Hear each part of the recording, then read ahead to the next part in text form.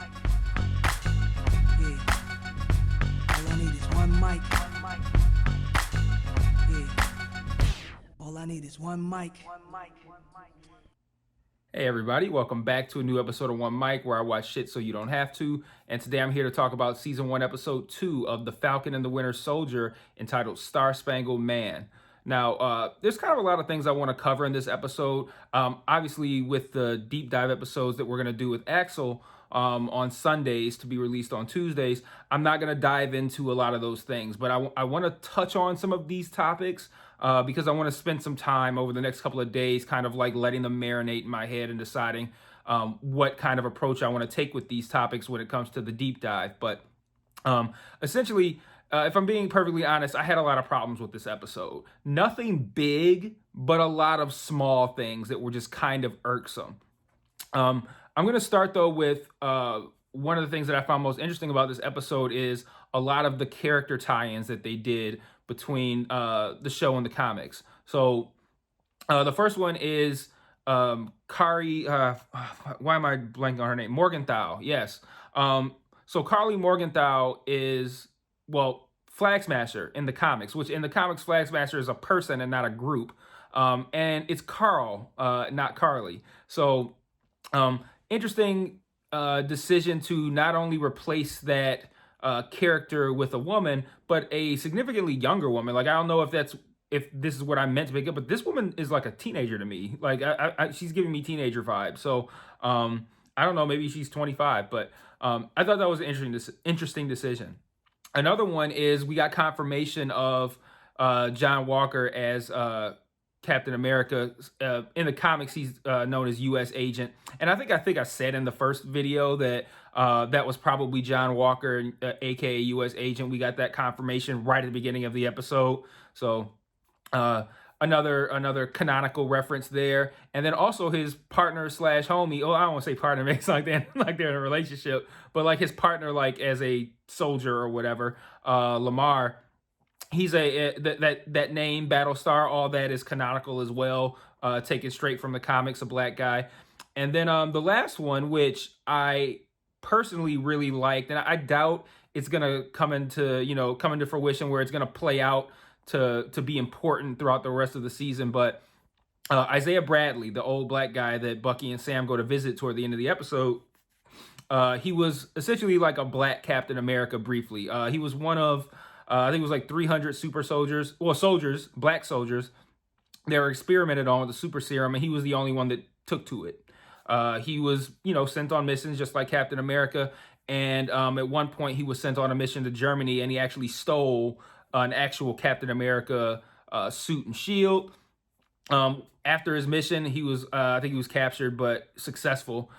He was essentially sentenced to life in prison for stealing that outfit. I mean, hey, it's Captain America, like and you have the goddamn gall as a black man to put on a Captain America outfit.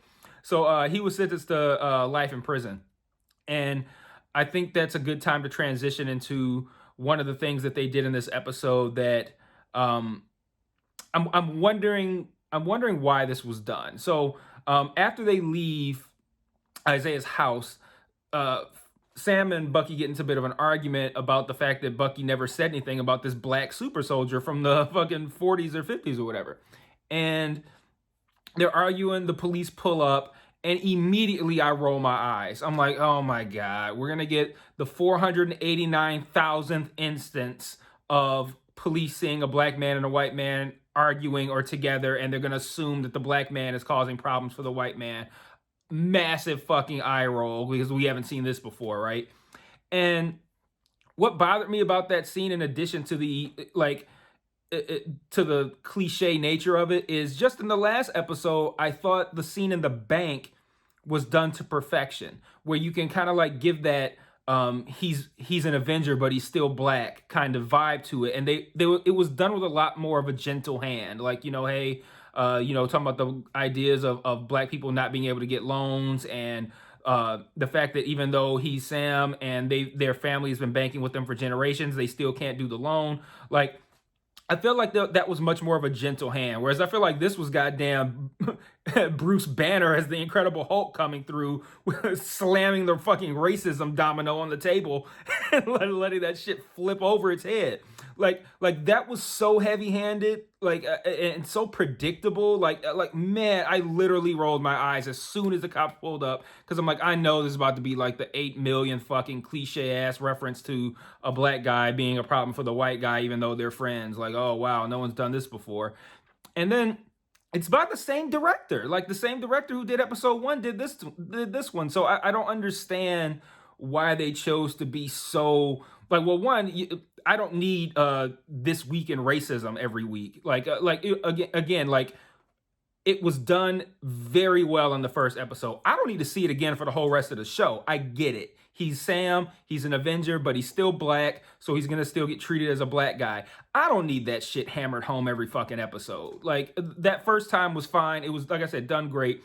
This time was incredibly heavy-handed and cliche, and if I see it again, I'm gonna be flat pissed. Like, okay, I don't, like, because then it just starts to feel like pandering. Like, okay, let's see how much we could suck up to the black people with this. I don't need that shit. I'm not stupid. Like, just give me, give it some context, give it a soft hand, and we can go from there. Like, you don't have to keep hammering it home. Like, hey, look, guys, we like black people. See, like, I don't need that shit.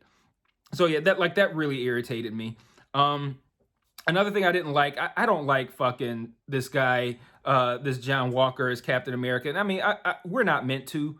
I think the goal is to make the audience hate him. But like, man, I really don't like this guy. I mean, this guy has a super hittable face, and he does look like Kurt Russell. So if you watched the deep dive that I did with Axel informed me that this was Wyatt Russell, the son of Kurt Russell and Goldie Hawn. And when he took off his mask, well, we see him with his mask off at the start of the episode. I'm like, fuck, man, he looks just like Kurt Russell. But yeah, when he has the mask on, he kind of looks like an adult Joffrey Baratheon, and I just want to hit him in the face. And then he keeps popping up at the quote-unquote perfect time. And I put in my notes, like the brief notes that I take while I'm watching it, just like, oh, how'd he know to show up here? And then, but I mean, they revealed that they had hacked Red Wing essentially, so that's how. Speaking of which, what the fuck, man? Like, they just smashed Red Wing and like moved on, like that wasn't a big deal. Like, I gasped, like that was a big deal to me. Like, I'm surprised they did that and just kind of I don't know, pretended like it wasn't a big deal. I feel like there was something else they did that with in one of these Marvel movies where they destroyed something important, but they kind of really didn't make it seem like it was that important. I can't recall what it was, but looking at my notes, I'm trying to think of what was the other thing that I want to talk about. Oh, Bucky. Like, so Bucky, I feel like the storyline with Bucky and his list and making amends and befriending the father of the I think it was the Japanese guy that he killed on one of his missions. I found that incredibly intriguing. And then in this episode, Bucky just fucking pops up in the same airplane hangar that Sam is in. And I'm like, so are we just leaving that whole, the old man whose son he killed and the woman that he went on the date with and his whole, are we like just leaving that? Like, are we done with that? Because like, and they didn't mention that at all through the whole rest of the episode. I really hope that they bring that back because I thought that was an incredibly intriguing storyline to like kind of like dig into where Bucky is mentally. They didn't do a lot of that in this episode. This episode was very different in tone than the first episode. Like, I felt like the first episode was very serious. It was very grounded. This episode was very jokey, very lighthearted. And again, I don't have any problem with those things, but I like to see a consistent tone. Like this episode flip-flopped between like the changes in tone were striking, where I really noticed it. It's like, okay, now we're gonna be serious, and then now we're gonna be joking, and like it takes me out of it a little bit when like 1 second there's serious conversation and the next second there's jokes and laughs. Like that's, I don't know. I assume the show was going to have more of the kind of like lighthearted buddy comedy kind of vibe that we got between those two in the films. And then the first episode wasn't really like that because they weren't together. So it was more serious and was more grounded, and I enjoyed that. And then when they got back together, I enjoyed their banter, and I do enjoy their banter, and the chemistry is still there. By the way, the chemistry is still great between Anthony Mackie and Sebastian Stan. So I'm loving that stuff, but I know it's kind of weird the way it flips in tone back and forth, and I wonder if that's just a symptom of how this director works. Maybe I don't know, but I found that to be a little. It took me out of the episode at times, but it's not anything that I'm really irritated by. But the comedy at the beginning I thought was pretty good. Like I like the joke about sorcerers are just wizards without hats. I thought that was funny. I literally laughed out loud when when he asked Bucky how he knew about Gandalf, and he said that he read The Hobbit when it came out. I was like, shit. like that was a good one. So I like that. They did a lot of good stuff. The one thing I think they need to kind of like settle with is how they feel about each other, because they've always kind of carried on this we don't like each other, but we're still like kind of fun together. So it's like the not liking each other almost kind of seemed like a gag. Like they don't really hate each other. They just they're just fucking around. But the the therapy session toward the end of the episode really did seem to suggest that they don't like each other, which you find shocking when you continually watch these characters have funny and playful banter, and they're like, "Why do you hate him?" I'm like, he doesn't hate him. Like they're just fucking around. But it kind of seemed like this episode didn't really know what to do with their relationship. Like, do they not like each other? Because I didn't get that. And then Sam's like, "Yeah, once we're done, you can go." Like, I don't know.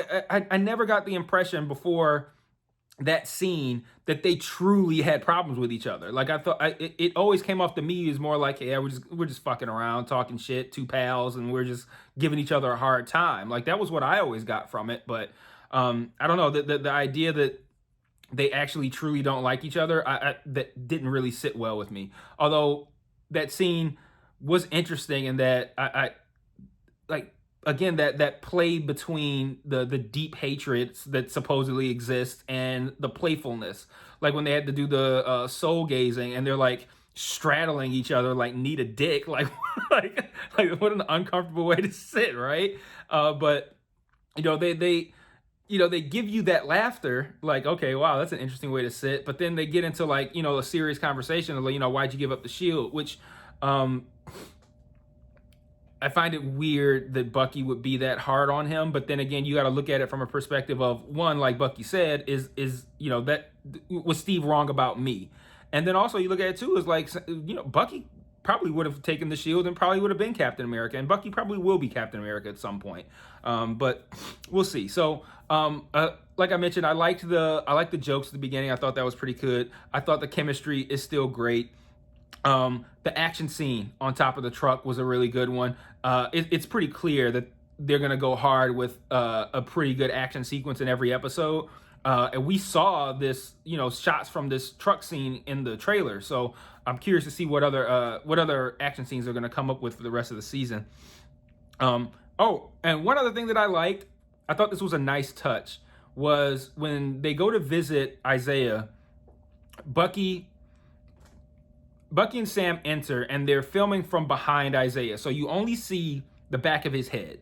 So as they approach, the camera shifts to being, I believe, behind Sam and Bucky, and we only see Isaiah's head. And he's talking, they're having a conversation, and we only see his head, kind of like me right now. And then they pull the camera back. Well, they don't pull the camera back. They just cut to a shot where you could see Isaiah from the waist up, and he's fucking massive. And like, I found that to be kind of cool, to show like, okay, this is what the super soldier serum did to this guy. Like, not only did it make him massive, it doesn't go away as you get old. You're still gonna be big as shit and strong as shit. So again, I thought that was a nice kind of like subtle way of letting us know how the super soldier serum works. And I don't know why this director, Carey, kind of seems to, I don't want to say struggle, because that makes me sound like I'm some kind of fucking expert. I'm not. But struggle, I'm going to stick with struggle because I'm not going to have a better word for it, with the idea of a delicate touch versus a heavy hand. I thought that was a nice way of showing how the serum affects people. But I thought the racism scene was pretty heavy-handed. So I'll be back for the deep dive with Axel early next week. But for right now, remember to rate, comment, share, subscribe. Give me your thoughts on the episode. Let me know if you agree with any of these issues that I had. And see you guys on Tuesday for the deep dive. Peace.